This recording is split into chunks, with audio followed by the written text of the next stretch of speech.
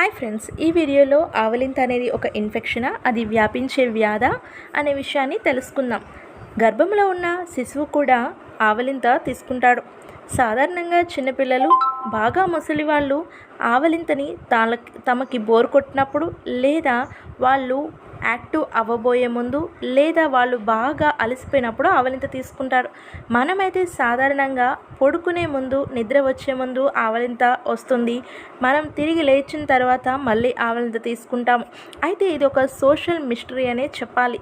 నార్మల్గా మనకి అక్కడ ఉన్న ప్లేస్లో ఆక్సిజన్ తక్కువగా ఉన్నప్పుడు మనం ఆవలిస్తామని సైంటిఫిక్గా రుజువు అవుతుంది. అలాగే మనం ఆవలించినప్పుడు మన సరౌండింగ్స్లో ఉన్న వాళ్ళందరికీ కూడా ఈ ఆవలింత రావడం జరుగుతుంది.